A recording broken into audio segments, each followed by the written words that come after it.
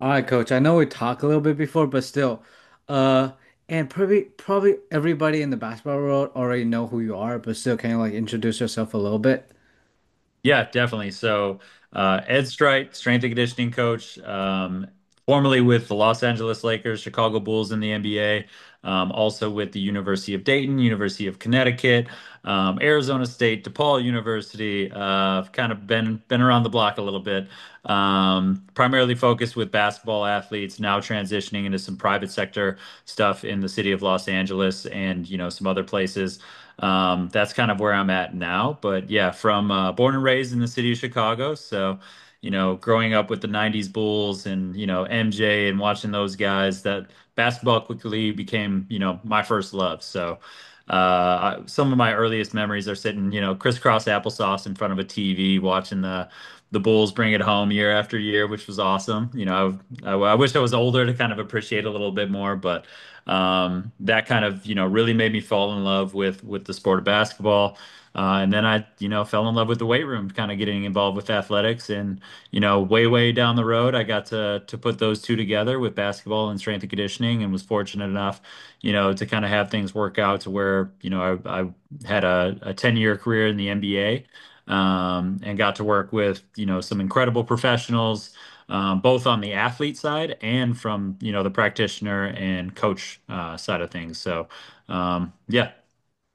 Nice, nice. So, uh, can you share like, because you grow up in Chicago, right? And Yep. the first NBA experience is with Chicago Bulls. So can you share like when you found out that, or when they offer you the position with Chicago Bulls, like how do you feel about that back back then? So there were two moments that kind of happened with that. The first one was kind of getting verbally offered the internship, which I was like jumping up and down, ecstatic.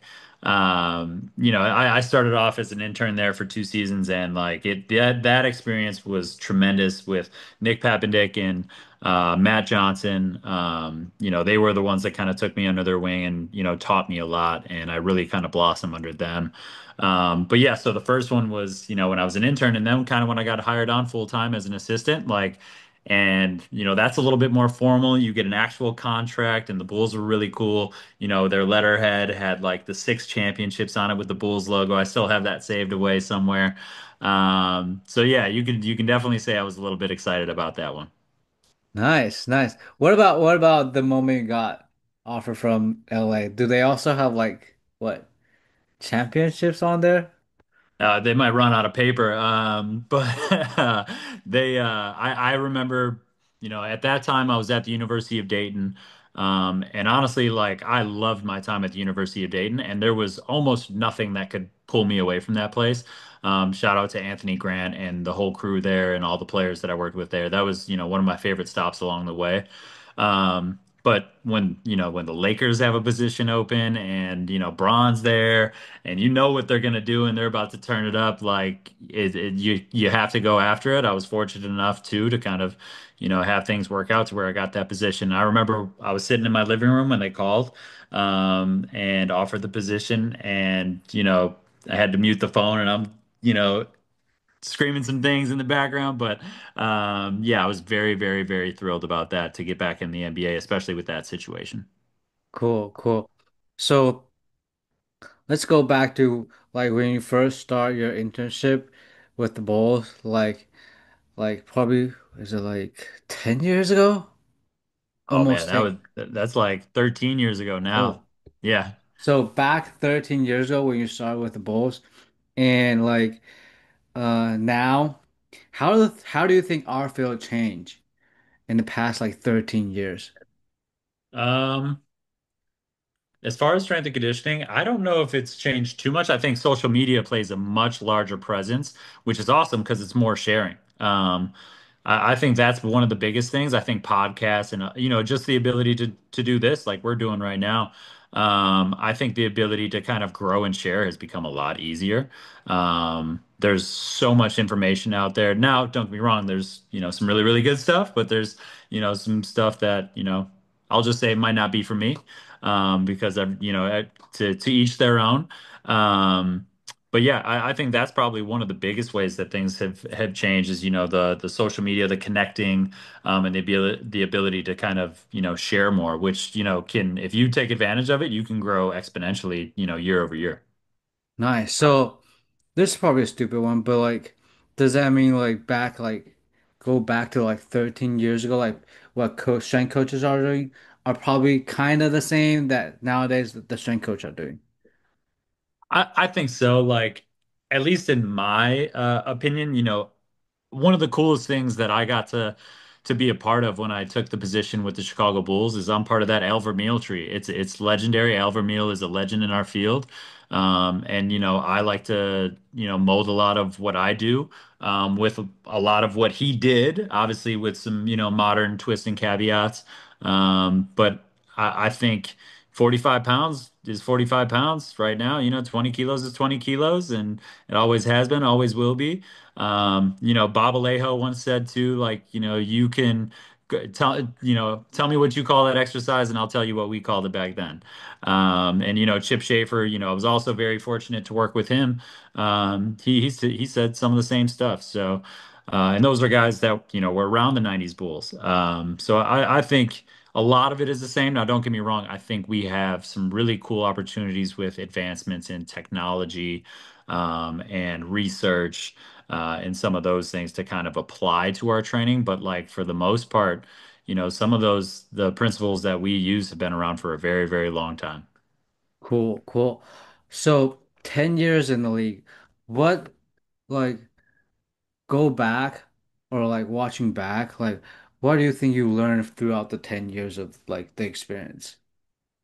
So much. So much. I think from, just a programming standpoint, kind of really diving in first to, a lot of the Al Vermeil stuff and then kind of making that, some of the pillars of what I do, and the foundation. I'll even spin this to make it like Al Vermeil's, pyramid of performance. I laid a very strong foundation to my coaching philosophy and background with some of his techniques and data and kind of also like being able to meet him a couple times over the course of my career just through the Chicago Bulls connection. So being coached by one of the best strength coaches is also a really cool opportunity. But yeah, I think over the course of 10 years in the NBA, adding more cohesiveness and collaboration with training staffs and working together with physical therapists, as that's also one of the biggest changes is the staffs have grown significantly. When I first got in, there was, one, maybe two strength coaches for each team. Now you see two, maybe three for every team, if not more. And then you get to the medical side of things, and that's really boomed as well. So, I think collaboration is something that, has grown or should have grown, over, the course of the career, and, just the ability to kind of, work hand in hand with, the rest of your staff and collaborate to, make athletes, feel the best that they can and, be the most successful on the court. Cool. So from assistant strength coach to head strength coach, does that mean like uh you basically do all the programming for everybody? Or like is there other responsibility as a head strength coach in the league?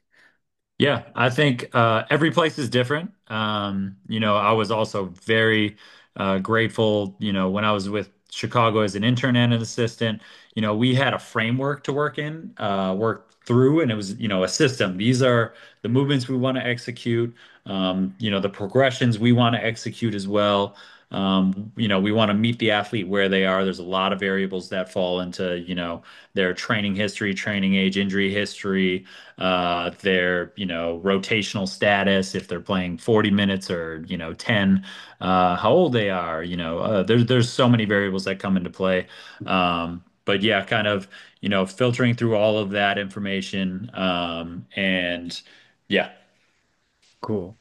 Cool. So uh still um when you're in the league, what are some like major challenge you faced? Yeah.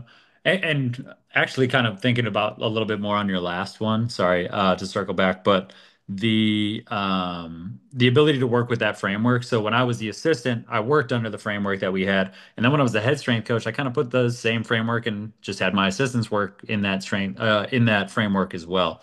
Sorry to circle back on that one. No, no, you're good, you're good, you're good. Yeah. And like so in the last like in for like the 10 years in the league, what are some like major challenges you have to deal with? Yeah. The number one challenge in the NBA is the schedule. The schedule is hectic, it's crazy, it's jam-packed. It's not getting easier. I think, with the addition of the in-season tournament, things have gotten even a little bit tighter. There's more back-to-backs, there's more travel. That's probably one of the biggest obstacles throughout the course of the season, if not the biggest obstacle. So I think, as long as S&C, the coaching staff, front office, medical staff are all on the same page and kind of walk through, at the start of every season, you kind of walk through what, certain tough patches will be. And you can, even use analytics to kind of, go through each month or week and just, you find the times of year that are going to be really demanding physiologically and from a travel standpoint. And you just, kind of keep those circled on the calendar. It just, it might be a little bit more stressful at times. You might even have to back off some of the training, more so from a volume standpoint, not an intensity standpoint. But just kind of, I think that's the biggest obstacle. And then outside of that, I think. You have 15 players, 15 egos that all need to be managed, and if not everybody's going to play 40 minutes a game. Everybody wants to make as much money as they can, but there's only a certain amount of minutes per each game. And I think just trying to steer the ship the right direction, meet people where they are, and keep things in a good place, and really kind of keep the relationship not only, with you, but with everybody kind of in a good place is also one of the challenges over the course of a season. Cool, cool. So, uh, you know, maybe because of social media, so like the game day lift become more popular, or like, uh, whatever it's game, maybe some teams use game day minus one to like activate or like prime, or like some teams like lift after the game day. Yeah. So, uh, can you kind of talk me through like your thoughts on like in-season lift? Yeah. The in season is the longest season over the course of the calendar year. So, if you do not train, you probably won't be on the court come the end of the season. So my thought process, over the course of the year, obviously you want to lay a strong foundation in the summer. When I go back to Chicago, and I was very fortunate I got to work at the Berto Center where, The Last Dance was filmed.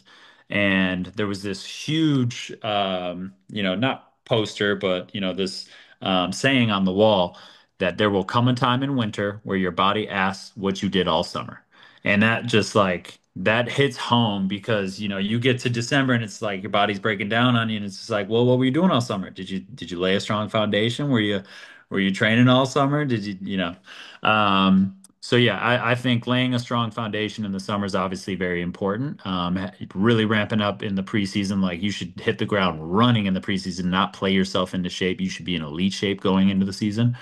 And then, yeah, very long-winded, but throughout the course of the season, it's not just maintenance work. We're getting stronger and we're getting better and we're pushing the envelope and we're really trying to really be at our best come the playoffs. Like, don't get me wrong, the regular season is incredibly important. You gotta, you have to get to the playoffs.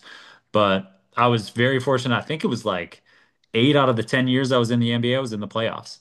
So like the goal was never like we weren't, packing it in and, just trying to get through a year. Like we were always trying to win.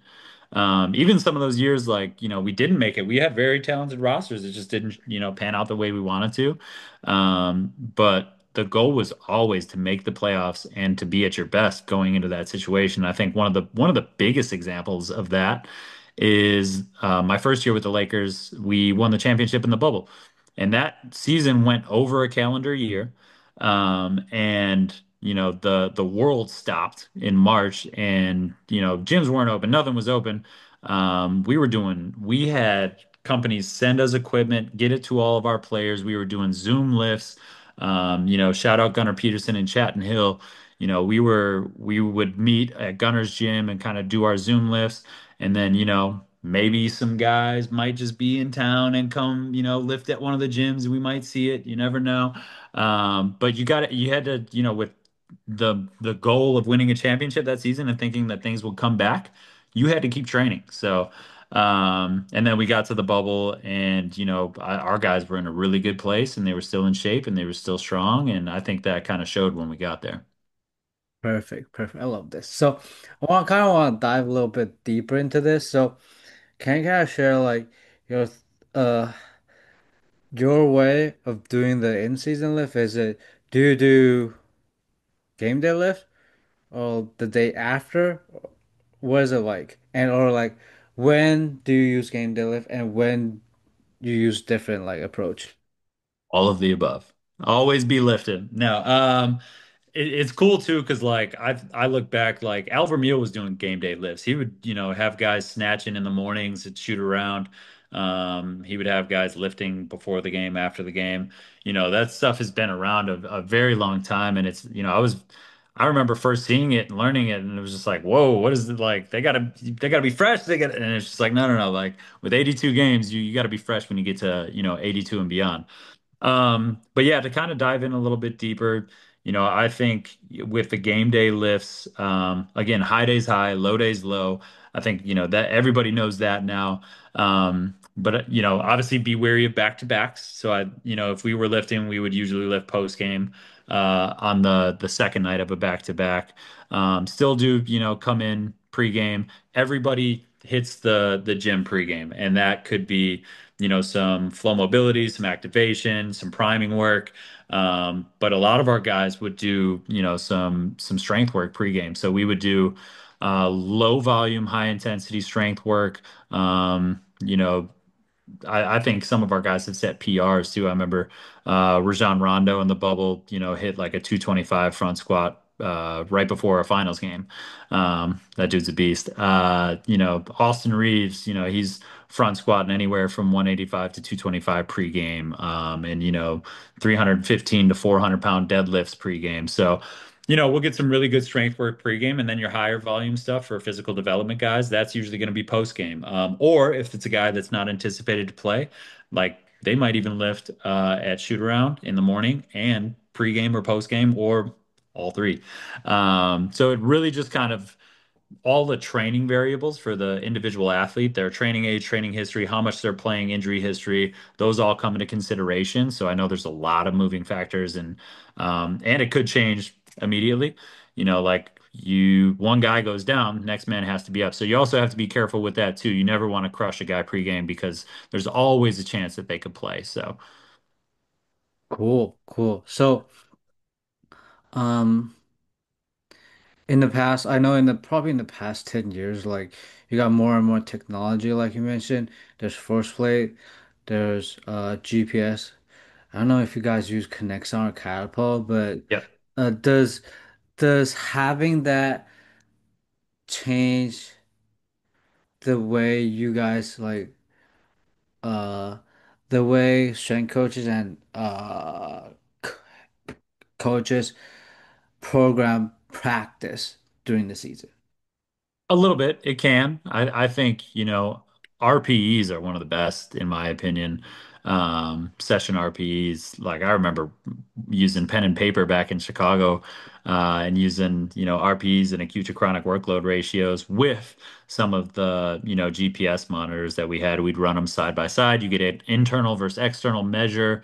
And it was just really cool to track those, next to each other. But I think it it all depends on your coaching staff. Let's see, in Chicago, I saw two coaches and two different coaching staffs. With the Lakers, I saw three different coaching staffs and head coaches. So it really depends on your head coach. They kind of run the charge on what practice looks like, and what you're doing from a day-to-day standpoint. But That's one of the most critical relationships you can have as a head strength and conditioning coach or any performance staff member is like with your coaching staff and your head coach, to kind of be the eyes and ears for the players, see how they're feeling, the pulse of the team, relaying that information, and working with the coaching staff to kind of optimize what that weekday, or even I don't think programming outside of a week is beneficial, just because so many things can change so quickly. um and you might have a plan one day and just guys are beat up, and you go back to back and one of those games go into overtime and your entire week is scrapped. So just take it day by day and have those open lines of communication with your coaching staffs, to kind of modify and tweak things. Cool. Do you think that with the in-season tournament right now, do you think that also like put a lot more load or like it's harder for the players to like recover from that? Yeah, I do think so. I think, doing that because there's what like when during the in-season games, there's times where all the other teams aren't playing. It's a small amount of time, but like that does kind of snowball and affect the rest of the season. You've noticed like a slight uptick in the amount of back-to-backs. Um, the travel has gotten a little funkier. So definitely do think it made it a little bit harder. Not an incredible amount, but like I will also say having won an in-season tournament championship, that's playoff basketball in season, which is crazy. Like those guys were, they left it all out there. That was playoff intensity. They went after it. They won it. They got it. But like we were a little banged up after that for a little bit, and the season doesn't stop. You're right back at it. So it's really cool to win that, but just be wary that like it can affect your season a little bit, and your the recovery of your team and guys. So. Cool, cool, cool. So, um, I know probably in the last 4 years, you were the head strength and conditioning coach for the LA Lakers. So, what does it feel like when probably everybody's eyes were on you? Do you feel like there's a lot of pressure, like almost too much like, pressure to like handle, or was it like?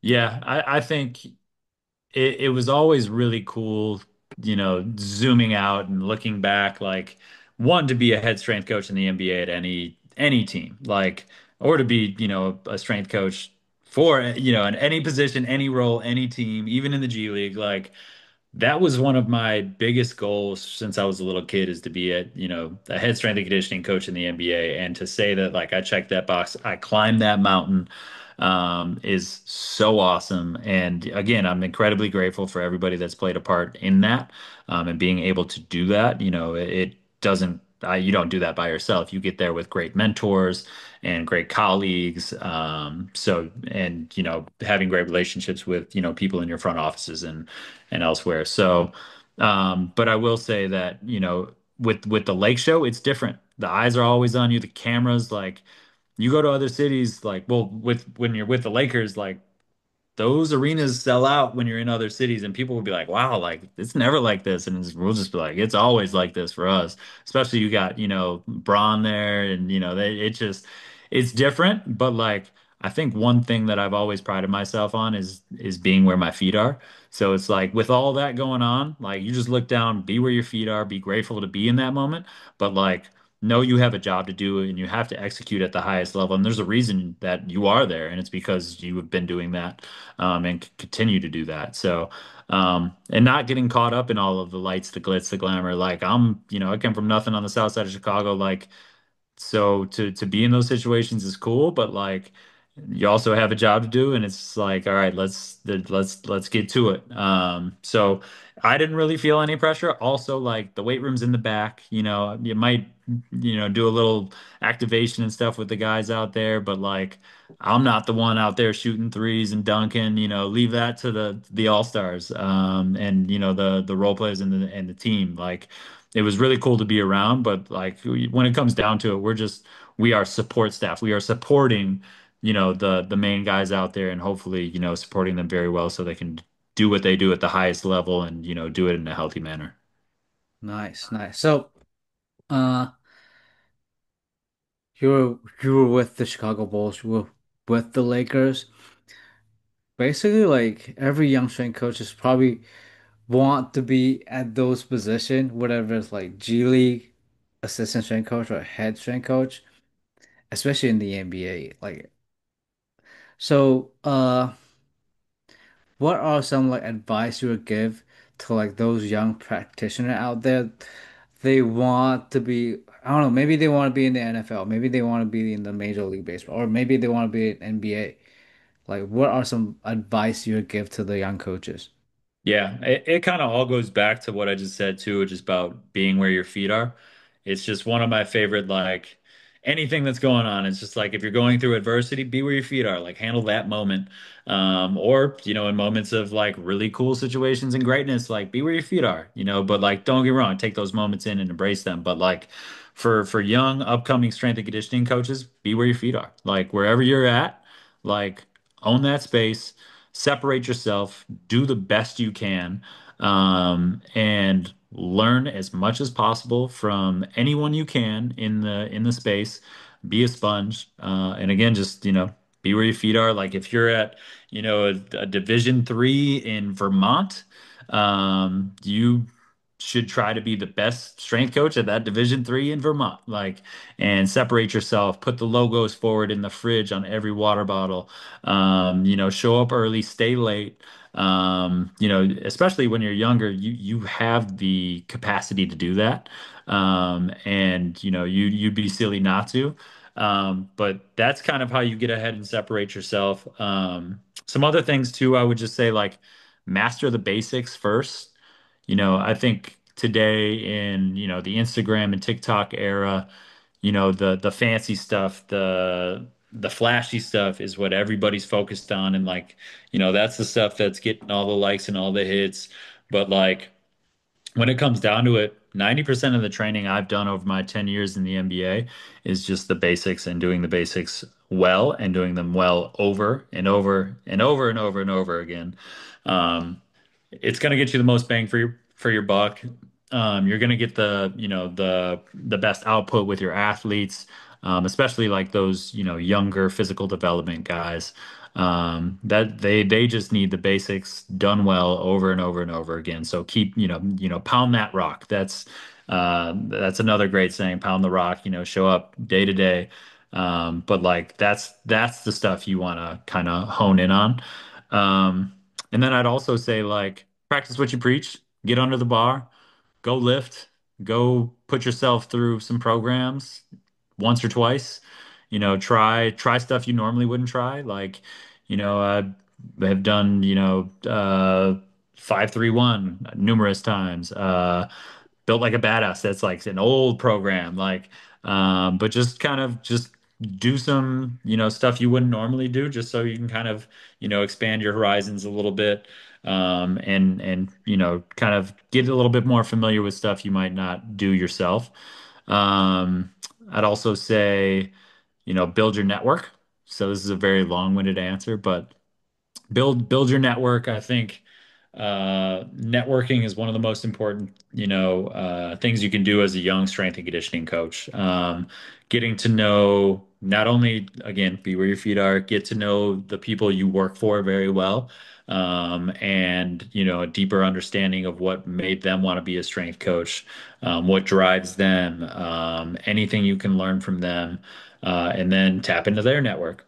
Also, go to events, go to the NBSCA events. If you want to be in the NBA, you got to be around NBA people. I learned that in 2011. I was an intern at DePaul in Chicago, and Matt Calloway, my first ever strength and conditioning supervisor, shout out Mac, introduced me to Daniel Shapiro, who is the head strength coach for the Clippers, and was just in my wedding. Like so we've gotten, he was a mentor to me for years and years and years, and now, he's a very dear and close friend. But I think, any event you can get to kind of be around those people and ask them questions, learn from them, and do it, with good intent. That can really kind of push you forward as well. And, you know, reach out, follow up. When I was also an intern at Arizona State, I feel like I've done 100 internships.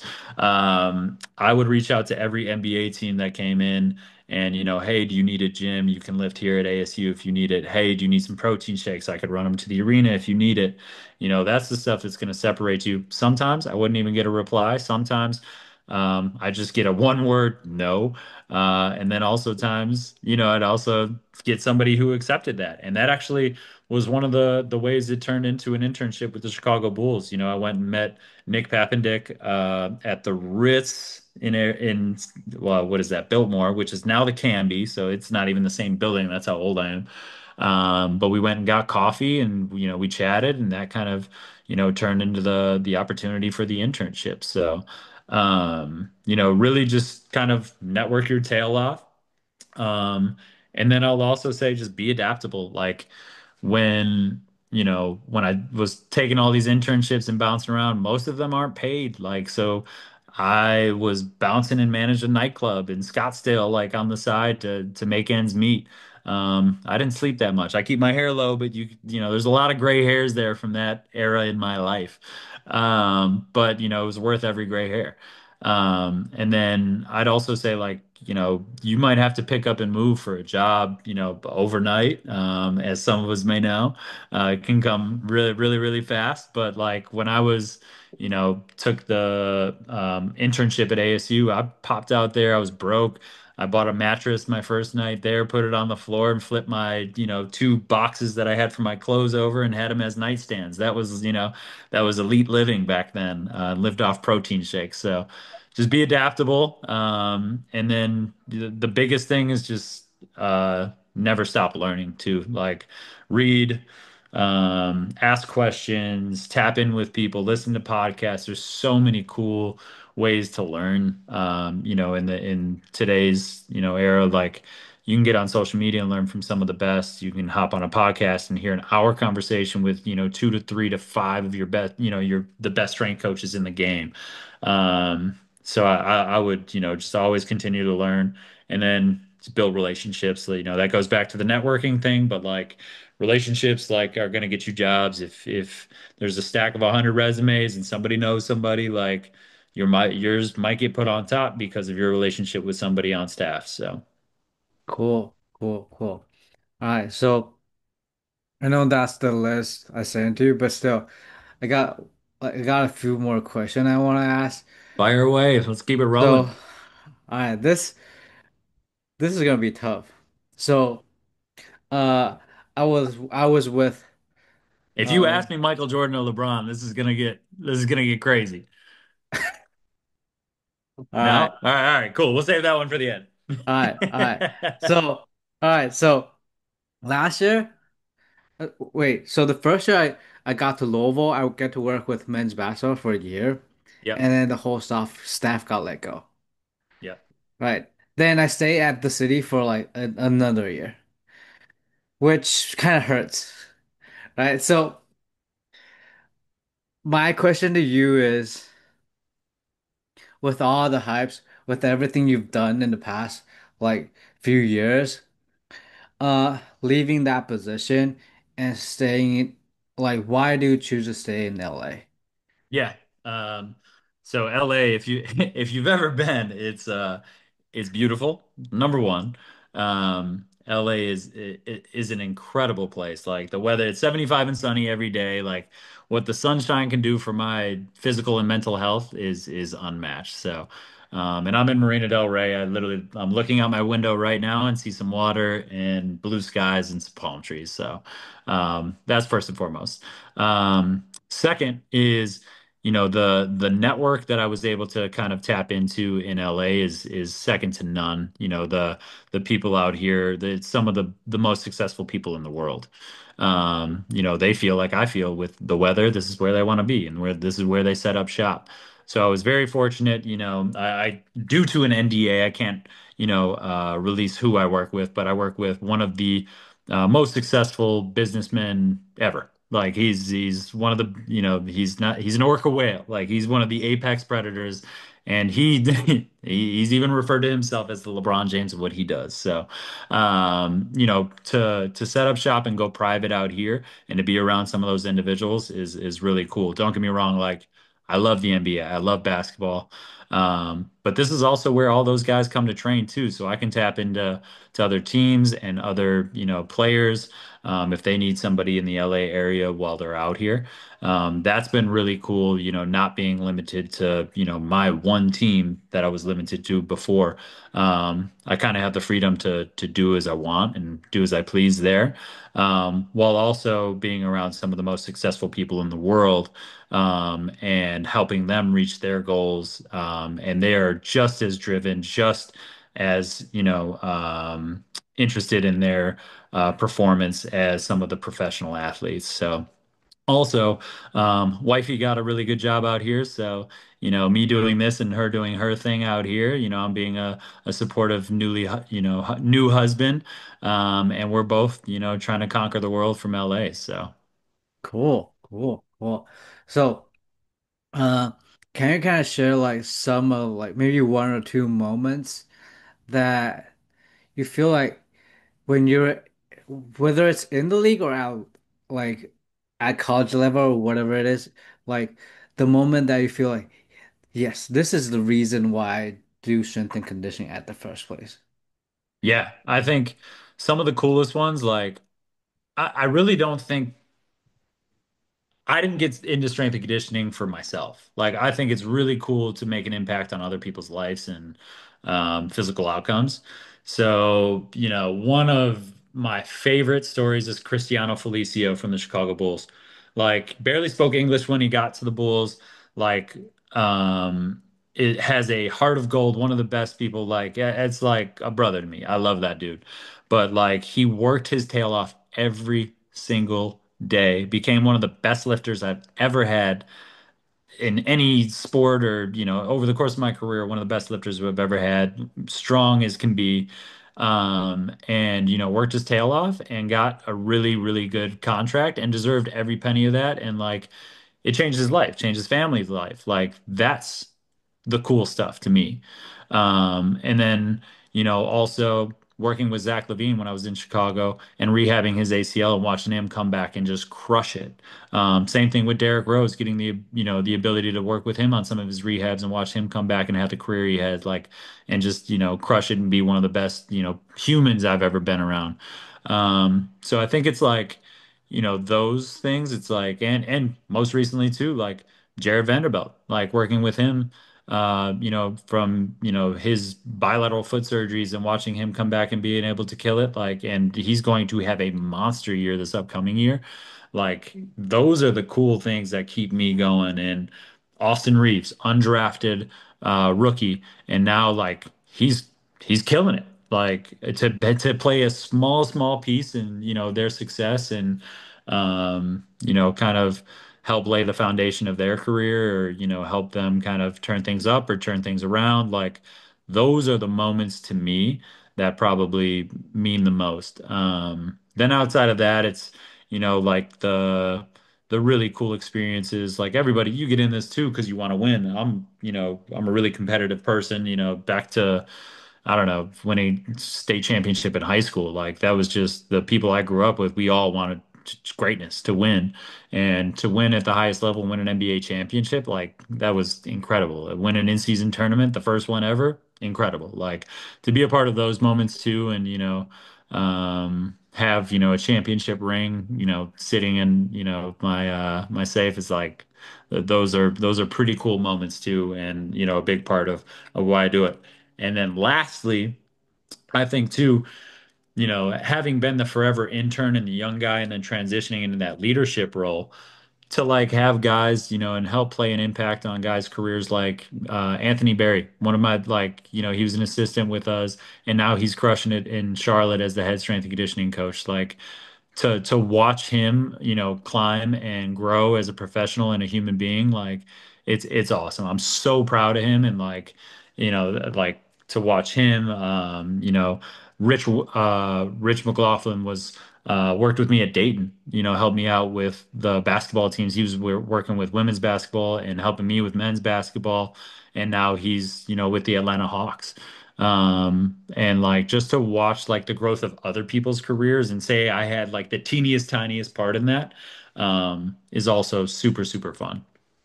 Cool, cool. All right, last thing before I let you go.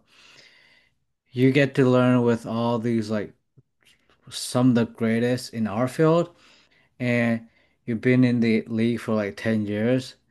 Probably have like, or you have probably had a lot of experience with like whatever technology they have right now. So, what are some things or some topics you want to learn or you want to dive into like right now? Yeah. It's interesting. Like for me, I'm kind of transitioning out of the NBA. When I was in the NBA, it was, I wanted to tap into a little bit more of like, the force plates and how we utilize that, the connects on and how we can actually like you know, uh, create a menu for practice and like, say these are the desired intensities we want and kind of, cater to that menu. And, today's supposed to be a high day, like what gets us there, or a low day, like what can we do in practice that keeps us there?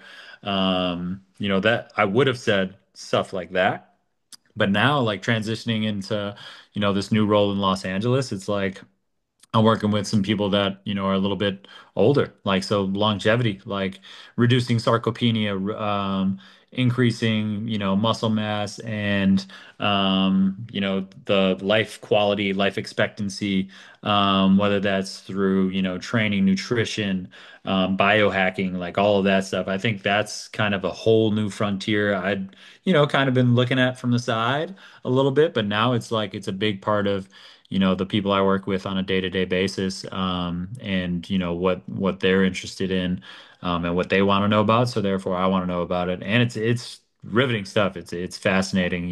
Like Dr. Rhonda Patrick. I don't know. Shout out to her. She has no idea who I am, but that's one of my favorite follows on any social media platform. I think it's at Found My Fitness, is her handle. But like, yeah, I think everybody should follow her because like yeah, it might not be incredibly useful for your athletes, but it's going to be useful for you and it's going to be useful for your parents and your siblings. And there's some really cool stuff that she's putting out, on just longevity and overall health and wellness. Cool, cool. So that's basically all the question I have for you today. So for those who are interested in what we're talking about today, where can they find you? Yeah, I'm on Instagram. That's my main one. It's just strength coach underscore ed. Strength coach ed. That's my handle. So pretty easy to find there. Nice.